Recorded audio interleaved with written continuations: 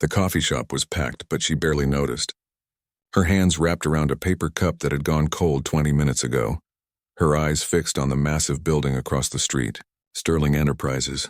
15 floors of glass and steel that might as well have been a mountain she was about to climb. Her phone buzzed. A text from her roommate. "You got this. Don't forget to breathe." Easy for her to say. She wasn't the one about to walk into the most important opportunity of her life, wearing a blazer she'd bought on sale last week and shoes that were already giving her blisters. She'd been up since 4 in the morning, trying on different outfits, practicing her handshake in the mirror, Googling things like what to say when you meet your boss and how not to look terrified at your first job. The internet had not been particularly helpful.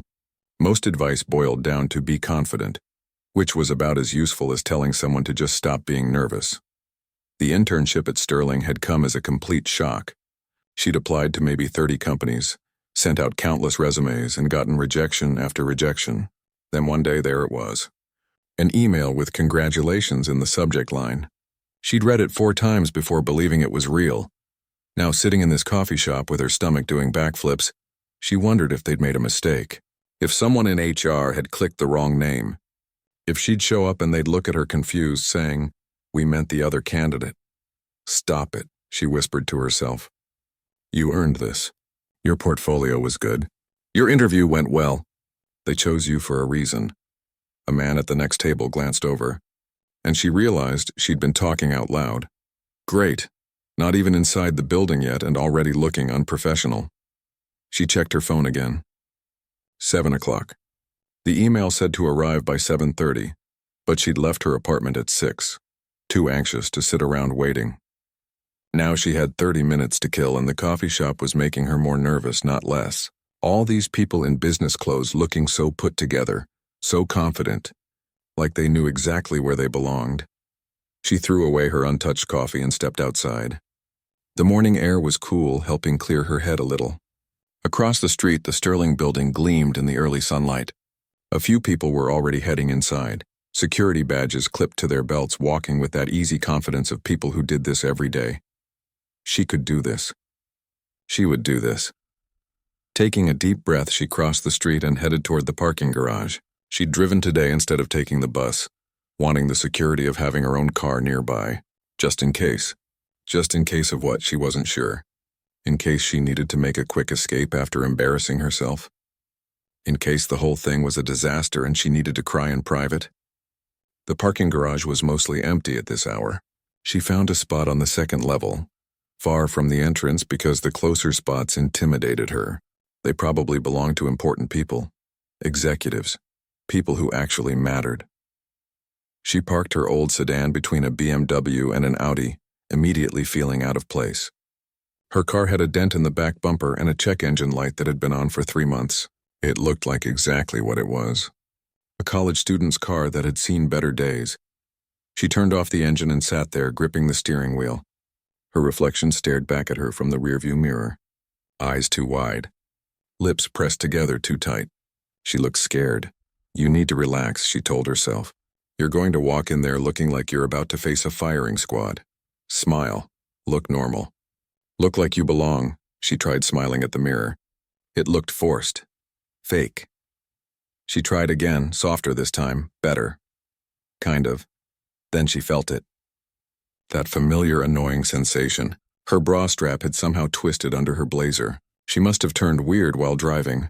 Or maybe it had been like this all morning and the anxiety had kept her from noticing.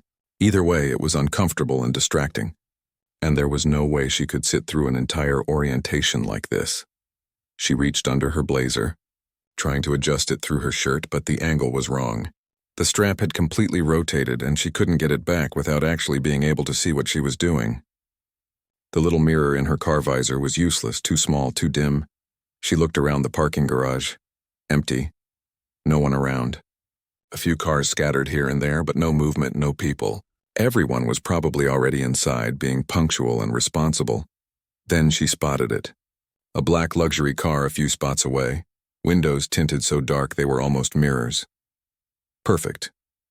Way better than her tiny car mirror. And definitely empty with windows that dark. She glanced around one more time. making sure the coast was clear, then quickly got out of her car and walked over to the black vehicle. The windows were so perfectly tinted they reflected like glass. She could see herself clearly, head to toe. Okay, quick fix and then get inside, she muttered, positioning herself in front of the window. She reached under her blazer again, this time able to see what she was doing. The strap had somehow managed to twist all the way around. How did this even happen? She tugged it back into place through her shirt, trying to be fast but also thorough because the last thing she needed was to be distracted all day by an uncomfortable bra. As she adjusted, she caught sight of her reflection properly for the first time that morning. She looked terrified. Her shoulders were hunched, her expression tight and anxious. "Stop looking so scared," she said quietly to her reflection. "You're smart. You got good grades. You can do this job. It's just an internship. Everyone messes up at internships. That's literally why they exist. So you can learn." She straightened her shoulders, trying to embody the confidence she wanted to feel. The strap was fixed now, sitting properly where it belonged. She smoothed down her blazer, tucked a strand of hair behind her ear. "First day," she continued, her voice barely above a whisper. "Just smile, be polite, take notes. Don't interrupt people. Don't pretend to know things you don't know. Ask questions when you're confused. You're supposed to be learning. Nobody expects you to be perfect." She took a long breath, held it, let it out slowly. Her reflection looked a bit better now. Still nervous, but more determined.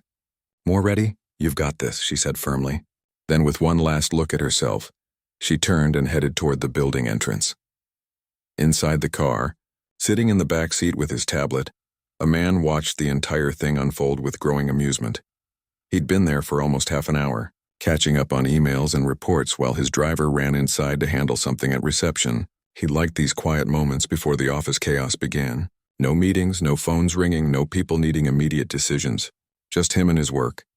Then this young woman had appeared, walked right up to his car, and started having what could only be described as a therapeutic conversation with herself. His first instinct was to tap on the window, let her know someone was inside. But then she started talking, and he found himself curious.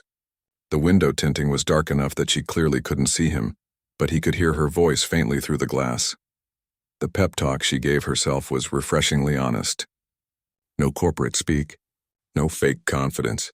Just a scared person trying to convince themselves they could handle something difficult. It was genuine in a way he rarely encountered anymore. When she mentioned it being her first day at an internship, something clicked in his memory. His company was bringing in new interns today. 6 of them. He'd approved the hires but hadn't paid much attention to the details. That was HR's job.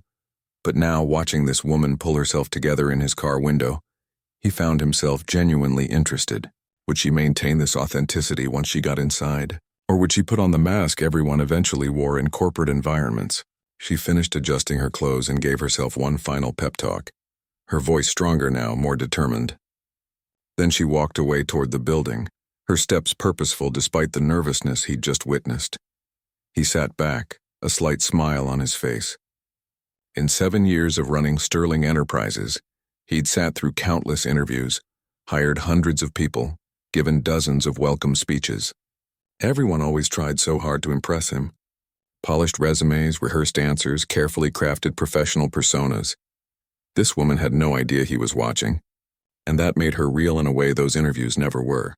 His driver returned, sliding into the front seat with an apologetic look. "Sorry for the delay, Mr. Chen. The receptionist needed you to sign for a delivery."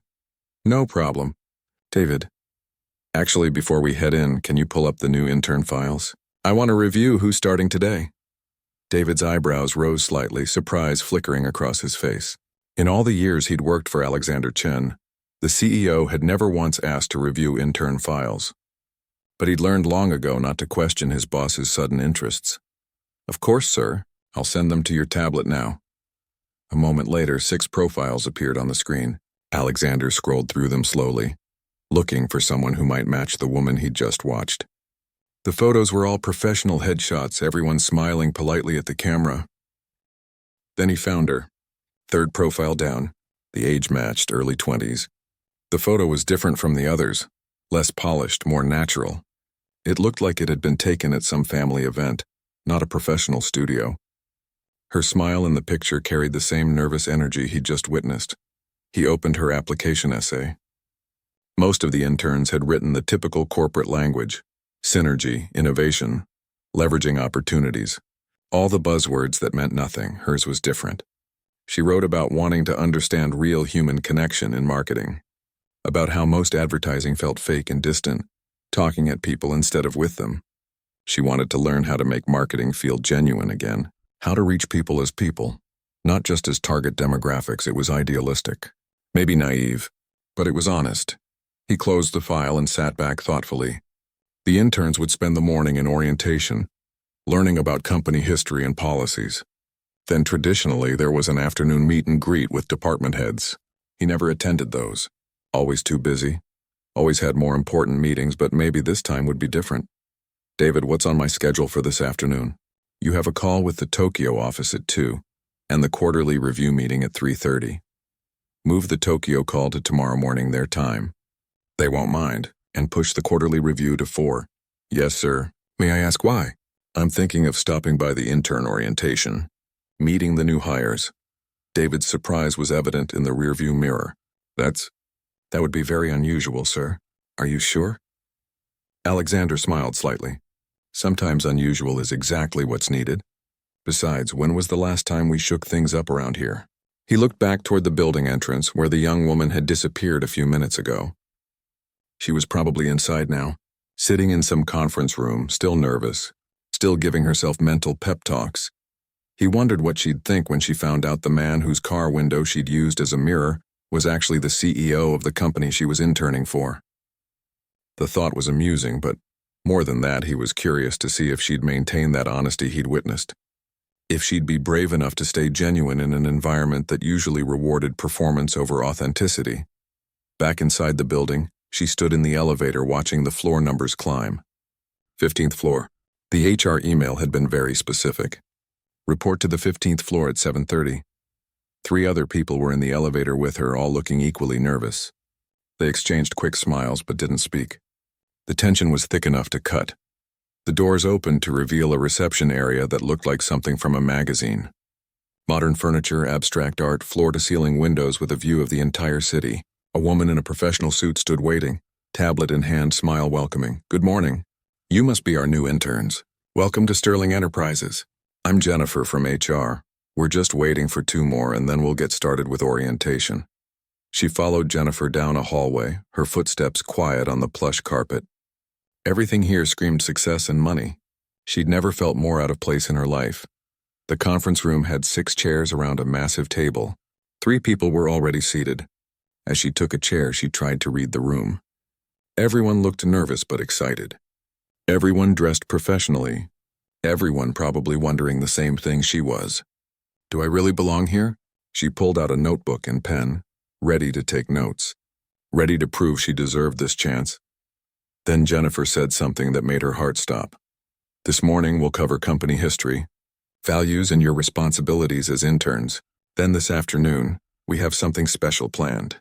You'll get to meet department heads and senior leadership, and I've just been informed that our CEO, Mr. Chen, will be joining us as well. He doesn't usually attend intern orientations, so this is quite an honor. The CEO. She was going to meet the actual CEO of Sterling Enterprises. Her hands gripped her pen a little tighter. She could do this. She'd already made it this far. And somewhere in the back of her mind, she was very, very glad she'd fixed that bra strap in the parking garage, because there was no way she could meet a CEO while distracted by uncomfortable underwear. If only she knew just how much. The CEO already knew about her morning routine. The morning dragged on like the longest class she'd ever sat through. Except this time she couldn't zone out or check her phone under the desk.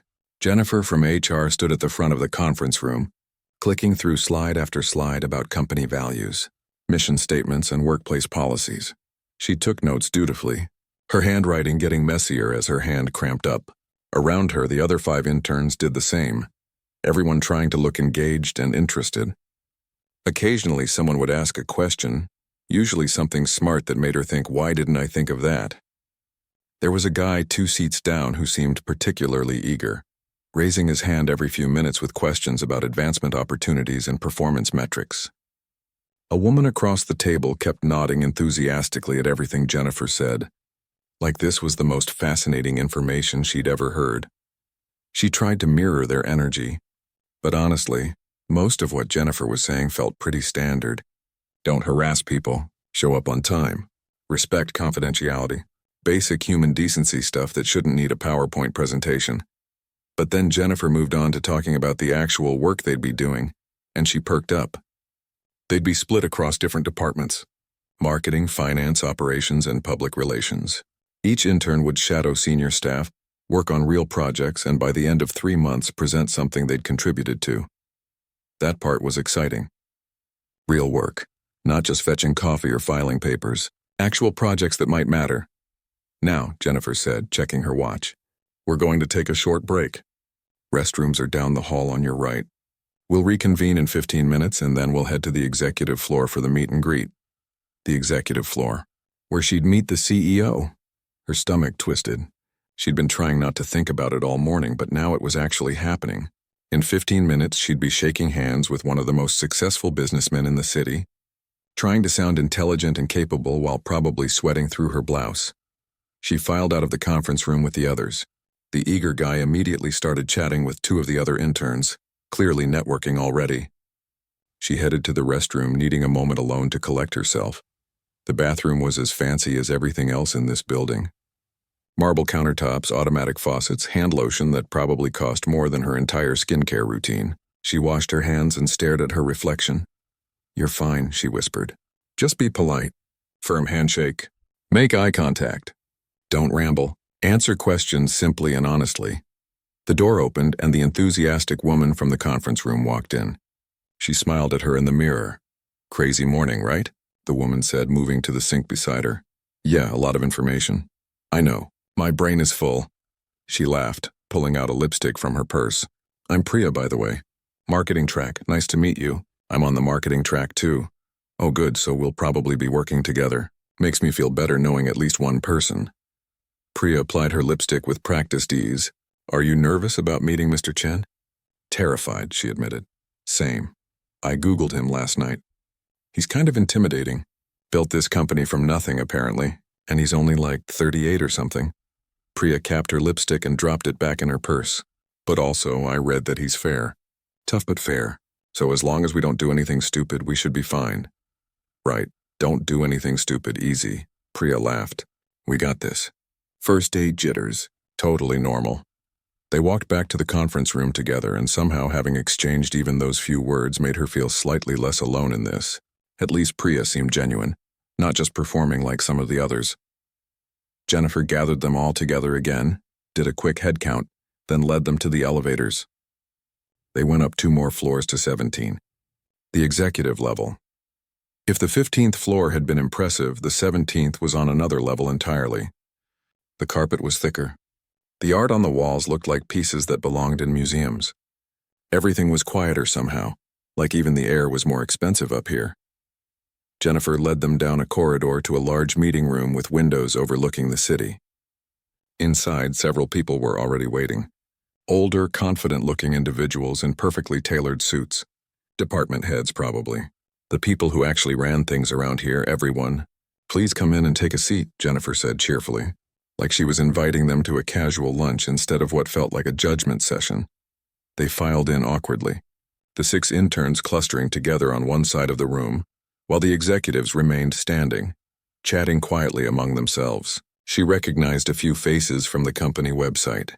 The chief marketing officer, the head of operations, people with impressive titles and even more impressive salaries.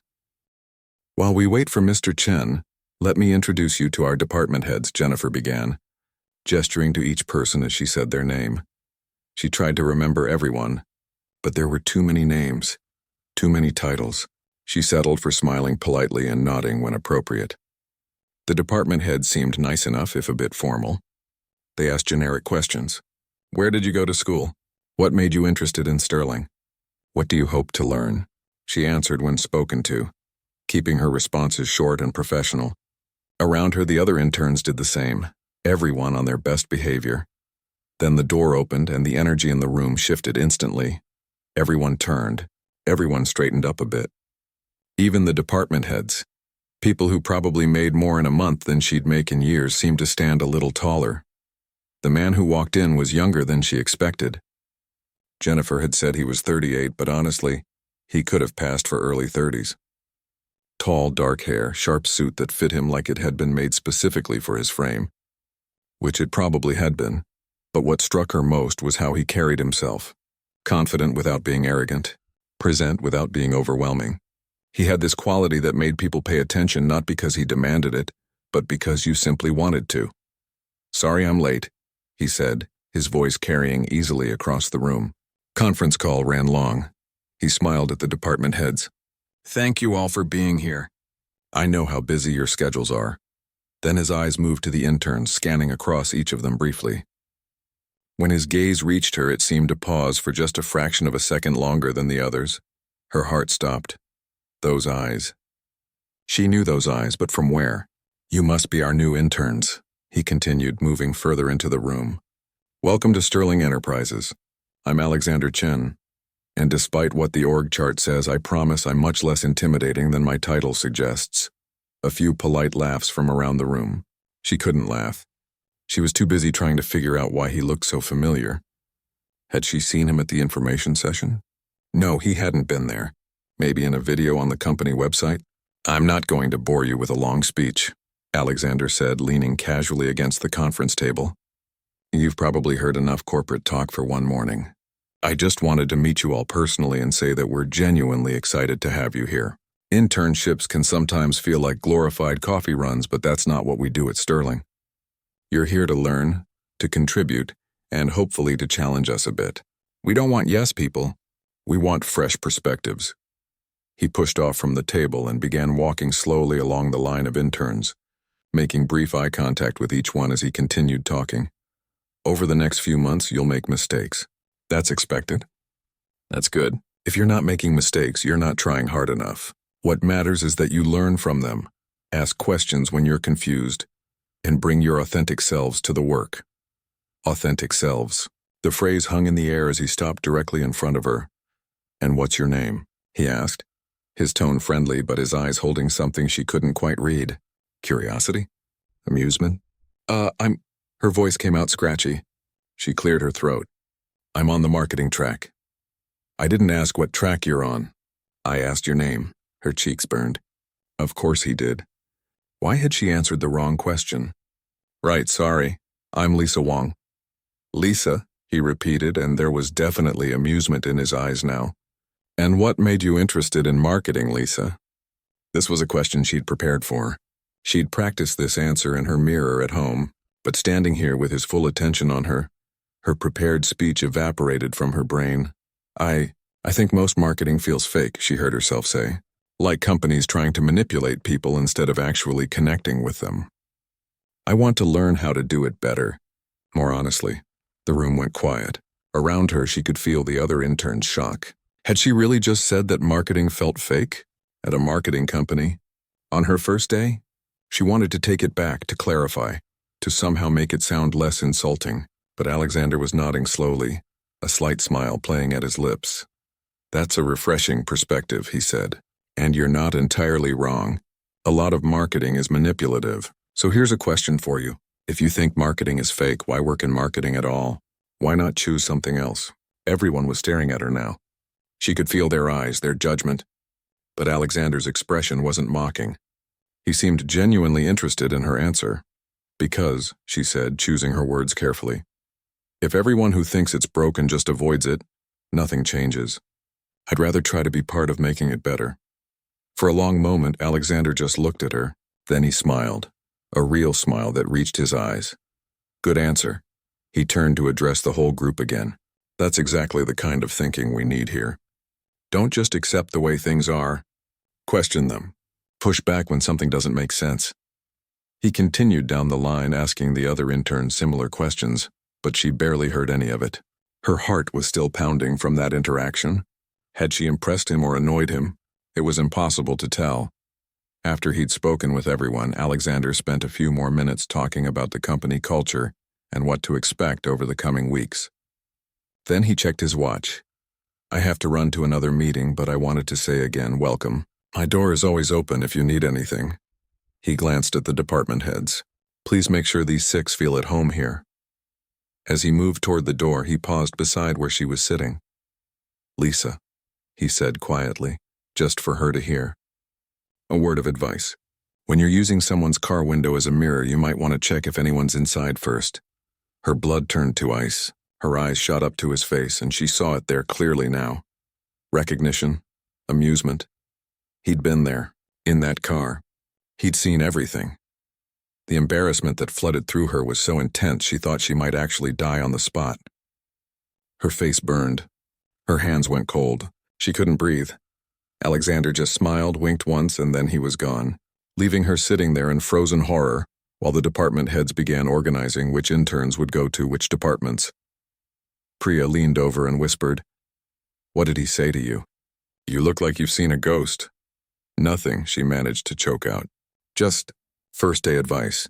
But inside her mind was screaming.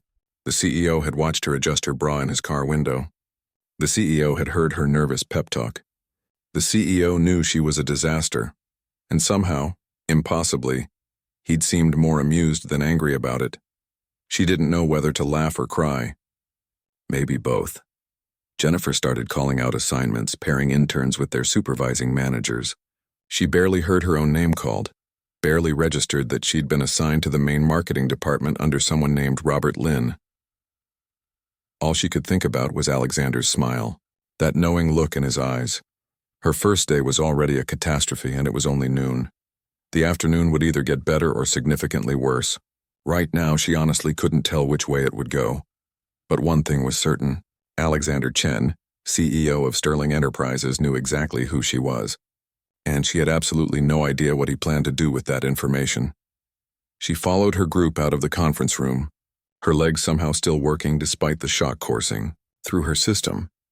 "This is going to be a very long 3 months," she muttered under her breath. If only she knew just how interesting those 3 months would turn out to be. The first week passed in a blur of anxiety and hypervigilance. Every time an elevator door opened, her heart jumped, terrified it would be him. Every time someone walked past her cubicle, she looked up expecting to see Alexander Chen standing there with that knowing smile. But he never appeared. The executive floor might as well have been on another planet for how much interaction she had with it. Her supervisor, Robert, turned out to be a patient middle-aged man who seemed genuinely interested in teaching rather than just delegating grunt work. He started her on small tasks, analyzing social media engagement metrics, researching competitor campaigns, sitting in on brainstorming meetings and taking notes. It was exactly what she'd hoped an internship would be. Real work, learning opportunities, a chance to prove herself. Except she couldn't focus properly because every single moment of every single day, she was thinking about that morning in the parking garage. The CEO had watched her fix her bra strap, had heard her entire nervous pep talk, knew she'd called herself scared and given herself a motivational speech like some kind of self-help podcast. The humiliation was eating her alive. "You okay?" Priya asked one afternoon as they ate lunch in the company cafeteria. "You've been weirdly quiet all week." "Just adjusting," Lisa said, pushing her salad around her plate. "It's a lot to take in. Tell me about it." "My supervisor has me organizing files from like 2019. Apparently that's how they test if interns have attention to detail." Priya rolled her eyes. "But hey, at least we're here, right? At least we got the internship." "Right, yeah, we're lucky." Priya studied her for a moment. "Did something happen?" "You've been off since that first day. Since the meet and greet." Lisa considered telling her. Priya seemed trustworthy, and honestly, keeping this secret was exhausting. "But how did you even explain something like this?" "The CEO," she started, then stopped. "He knows something embarrassing about me." Priya's eyes widened. What does he know?" "I can't tell you. It's too mortifying." "Now you have to tell me," Lisa sighed. "Before I came into the building on the first day, I used a car window as a mirror. To, adjust my clothes. And I was talking to myself, giving myself a pep talk. And it turned out he was sitting inside the car the whole time." For a second, Priya just stared at her. Then she burst out laughing, loud enough that people at nearby tables turned to look. "That's not funny," Lisa hissed. But she could feel a smile tugging at her own lips despite the horror. "That's actually hilarious. Oh my God, what did he say?" "He told me I should check if someone's inside next time." Priya wiped her eyes, still giggling. Okay, but here's the thing. If he was going to fire you or hold it against you, he would have done it already. It's been a week. You're still here. He clearly doesn't care that much. Or he's waiting for me to mess up so he has a good reason to get rid of me. Lisa, listen to yourself. You're spiraling. The guy probably thought it was funny and moved on. You should too. Maybe Priya was right. Maybe she was building this up into something bigger than it needed to be. Alexander hadn't mentioned it to anyone else. Hadn't treated her differently during that meet and greet. He'd actually seemed interested in her answer about marketing. You're probably right, Lisa admitted. I'm overthinking it. You are definitely overthinking it. Now eat your lunch and tell me about the project Robert has you on. Is it at least interesting? The project was interesting, actually. Robert had assigned her to analyze why their latest campaign for a tech startup client had underperformed. The client sold productivity software aimed at young professionals, but their social media engagement was terrible, and their conversion rates were even worse. Lisa spent hours going through their posts, their website, their competitor analysis, and the more she looked, the more she saw the exact problem she'd mentioned to Alexander that first day. Everything felt fake. Staged photos of impossibly beautiful people in impossibly clean offices. Generic captions about maximizing potential and optimizing workflow. Nothing that felt like it was talking to actual humans. She started putting together notes. Ideas for how to make it feel more authentic. User-generated content. Real testimonials. Behind the scenes looks at how the software actually helped people instead of just polished marketing speak. By Friday afternoon, she had a whole presentation drafted. Charts, examples, a complete strategy overhaul. It was way more than Robert had asked for. He'd just wanted an analysis of what went wrong, not a solution. But once she'd started, she couldn't stop. The ideas kept coming. She was so absorbed in her work that she didn't notice someone approaching her cubicle until a shadow fell across her desk. Working late on your first week? That's either dedication or poor time management. She looked up and her heart stopped. Alexander Chen stood there, hands in his pockets, looking at her computer screen with genuine curiosity. I'm just finishing something, she stammered, instinctively minimizing her presentation, like she'd been caught doing something wrong instead of working. Don't close it on my account. What are you working on? Just an analysis for Robert. The underperforming tech campaign. May I? He gestured to her screen. She wanted to say no. Wanted to tell him it wasn't ready, wasn't good enough, needed more work. But he was the CEO and she was an intern, and there was no world in which she could tell him no. Sure, she said, maximizing the window again. He leaned over her shoulder, reading through her slides. She sat frozen, barely breathing, hyper-aware of how close he was. He smelled like expensive cologne and coffee. She focused on her screen, trying not to think about how this was the man who'd watched her adjust her bra in his car window. This is good, he said after a long moment. Really good? This wasn't the assignment, was it? No, Robert just asked for an analysis. But I started thinking about solutions and I kind of kept going. These ideas about user-generated content, about showing real people using the software in messy home offices instead of stock photos. That's smart. That's exactly what this client needs. He straightened up. Have you shown this to Robert yet? Not yet. I wanted to polish it more first. Show it to him Monday. And copy me on the email. Copy you? Her voice came out higher than intended. The CEO? I'm interested in seeing what he thinks. And if he likes it, I might want you to present it to the client. Present? But I'm just an intern. So? Alexander looked at her with that same curious expression from the first day. You had a good idea. Why shouldn't you present it? Because I've been here a week. Because I don't know what I'm doing. Because I'm probably going to mess it up. Probably, he agreed, and she felt her stomach drop. But that's how you learn. Besides, even if you mess it up, it's still valuable experience. And honestly, I think you'll do better than you expect. He started to walk away, then paused and turned back. Lisa, stop waiting for someone to tell you that you belong here. You got this internship because you earned it. Your ideas are good. Trust that. Then he was gone, leaving her staring at her computer screen with her heart pounding for entirely different reasons than before. He'd remembered her name. He'd read her work. He'd called her ideas good. Maybe Priya was right. Maybe he really had moved on from the parking garage incident. Maybe she could move on too. She pulled up her presentation again and started making revisions with new energy. If she was going to show this to Robert on Monday, it needed to be perfect. Well, not perfect, but as good as she could make it. The office had emptied out around her, but she barely noticed. She was in the zone now, the embarrassment and anxiety fading into the background as she focused on the work. It was nearly 8 when she finally saved everything and shut down her computer. The cleaning crew was making their rounds, vacuuming empty cubicles. She gathered her things and headed for the elevator, exhausted but satisfied. The parking garage was almost empty when she reached her car. She unlocked it, tossed her bag in the passenger seat, and was about to get in when she noticed something on her windshield. A note, tucked under the wiper blade. Her first thought was a parking ticket, but they didn't leave those on windshields here. She pulled it out and unfolded it. The handwriting was neat, almost architectural in its precision. For what it's worth, your pep talk that morning was actually pretty inspiring. You told yourself to be authentic and not pretend to know things you don't. That's rarer than you think in this business. Keep doing that. AC. She read it 3 times, her emotions cycling through embarrassment, confusion, and something that felt suspiciously like warmth. He'd left her a note. The CEO had left a note on her car. Was this weird? It felt weird, but also kind of nice. She couldn't tell. She folded the note carefully and put it in her bag, then sat in her car for a moment, processing. Alexander Chen was not at all what she'd expected. She'd built him up in her mind as this intimidating figure who was judging her, waiting for her to fail. But his note didn't sound judgmental. It sounded encouraging. Maybe she'd been wrong about him. Maybe she'd been wrong about a lot of things. Her phone buzzed. A text from her roommate. How was week 1? Are you rich yet? She smiled and typed back.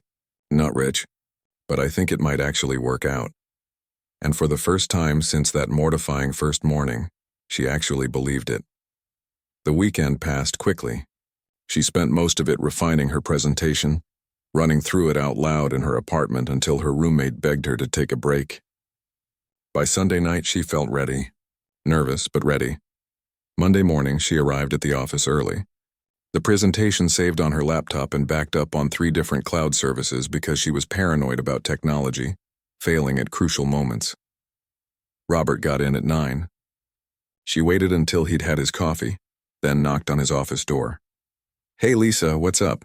I finished the analysis you asked for, but I also put together some recommendations.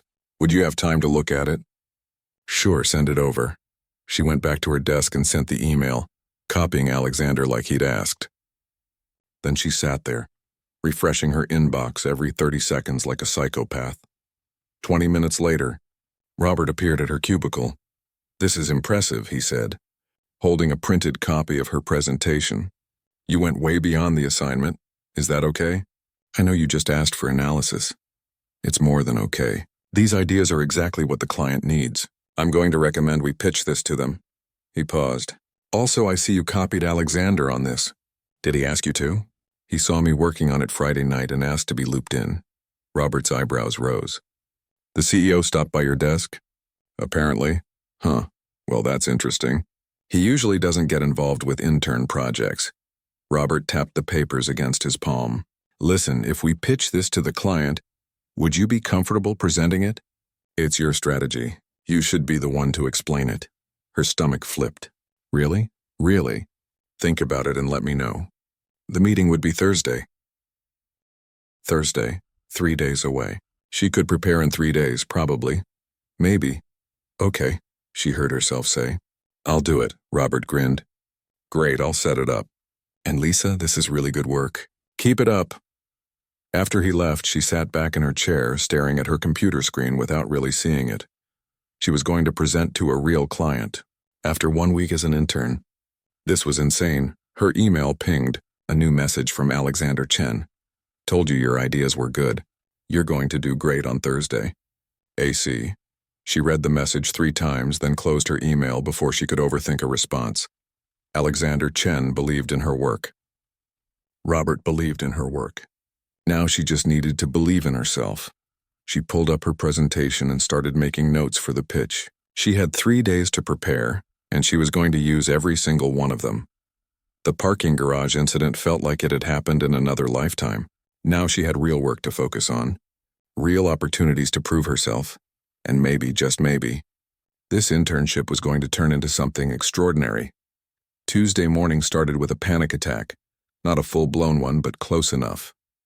Lisa woke up at 3 in the morning with her heart racing, her mind immediately jumping to Thursday's presentation. What if she froze?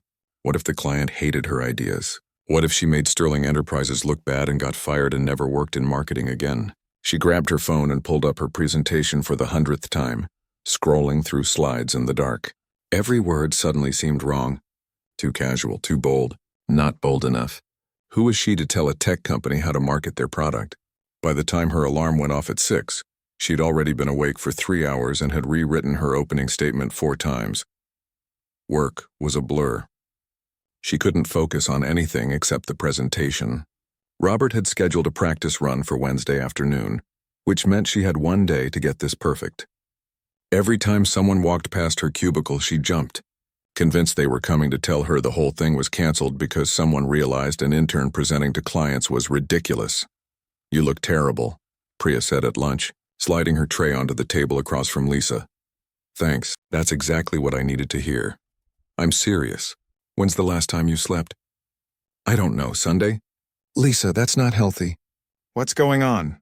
She explained about the presentation, about the client meeting, about how she was convinced she was going to ruin everything.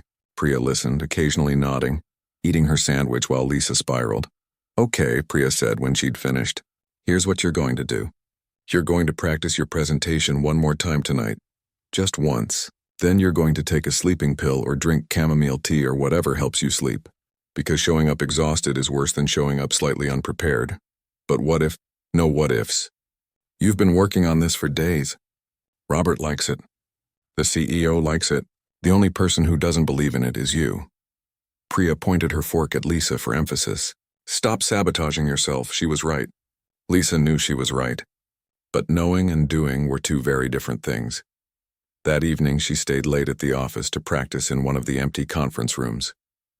She ran through the entire presentation 3 times, timing herself, adjusting her pacing, working on her transitions.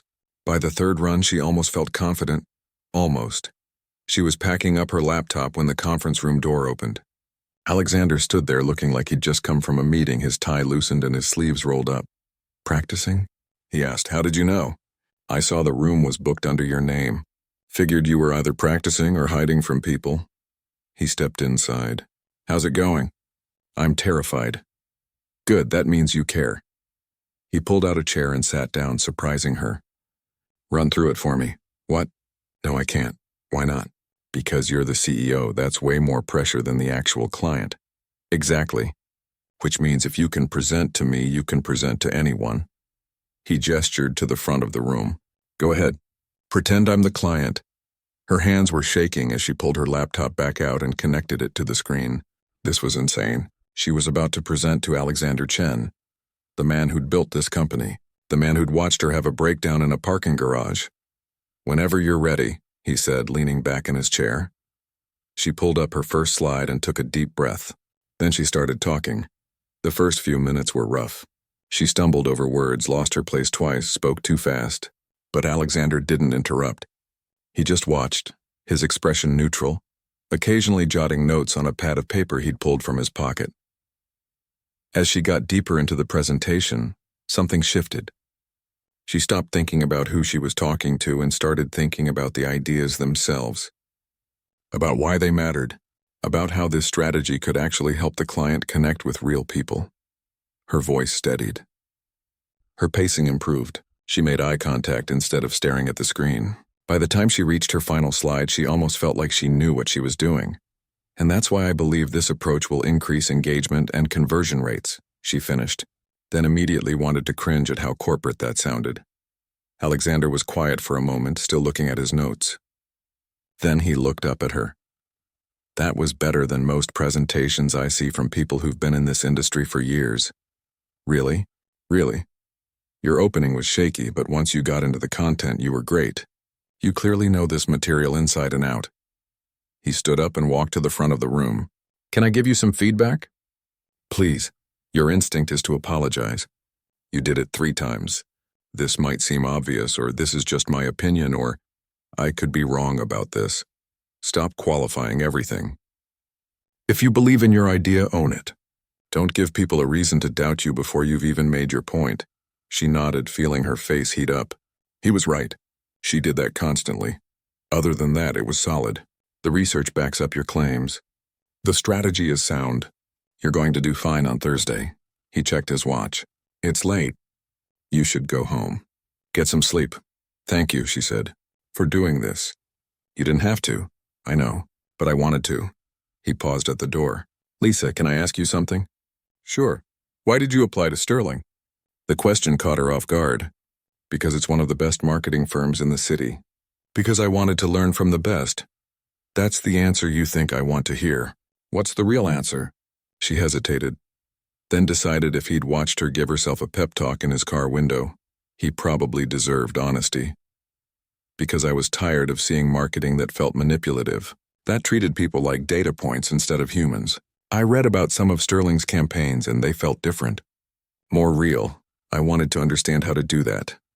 Alexander smiled. That's a much better answer. Hold on to that feeling. That's what's going to make you good at this job. He opened the door. See you Thursday. After he left, Lisa stood in the empty conference room for a moment, processing what had just happened. The CEO had taken time out of his evening to watch her practice, to give her feedback, to encourage her. She packed up her things and headed home, and for the first time in days, she felt like maybe she could actually do this. Wednesday's practice run with Robert went well. He had a few suggestions about the data slides, wanted her to add more specific metrics, but overall he seemed pleased. The client meeting was scheduled for 2 p.m. They'd go to the client's office downtown, present the strategy, and hopefully walk out with approval to move forward. Just be yourself, Robert said after the practice. You know this material. Trust that. That night, Lisa actually slept. Not great, but better than the past few days. She woke up Thursday morning with butterflies in her stomach, but not the paralyzing anxiety she'd been feeling. She chose her outfit carefully. Professional, but not trying too hard.